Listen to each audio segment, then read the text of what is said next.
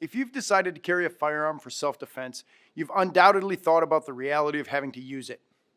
You've thought about how you need to train, what kind of ammunition best fits your defensive needs, and which holster will fit your gun, your body type, and your preferred method of carry. But there's more to armed self-defense than just these things.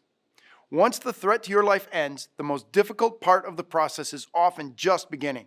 There's a lot that happens following a self-defense shooting. Things that most people don't realize are not just possibilities, but hard realities.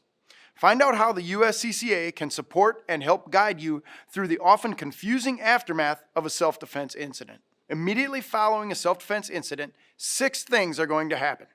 First, you will be detained and possibly arrested when police arrive.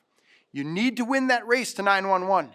Be the caller. You're now the complainant, and give them the details of what happened.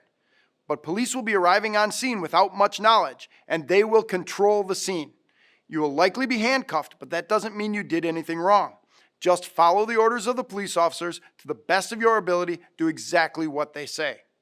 Number 2, your gun will be seized and held as evidence. This might be a homicide police are responding to. They're going to investigate. They need that firearm as evidence. Get a receipt for it. Number 3, you will be interrogated, both at the scene of the shooting and possibly at the police station. Prepare for lots of questions from the police. You can be compliant, but be cautious of being too chatty. Invoke your Fifth Amendment right almost immediately.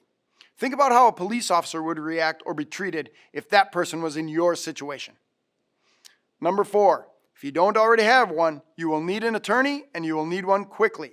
If you're asking yourself, do I really need an attorney? The answer is yes, and you need to know how to find and contact your attorney quickly. Should be thinking about that long before you're ever involved in a deadly force incident. That attorney will help you know how to answer those questions coming from the police.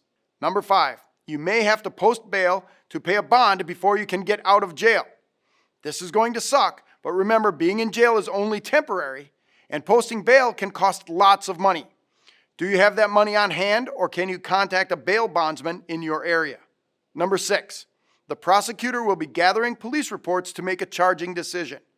The police officers will turn their notes into reports, turn those reports over to the DA. This could take almost a week, maybe more. And remember, all of this is happening before any sort of case or trial even starts. Here's something you must accept right now. In the aftermath of a self-defense shooting, even a justified one, you will encounter all 6 of these harsh realities. That's why it's imperative that you spend time now thinking about and preparing for what comes after a deadly force encounter. The difference between going to jail and going home to your family will be determined by how well you handle everything that follows a self-defense incident. The only way to do that is with the fact-based education and industry-leading training offered by the USCCA.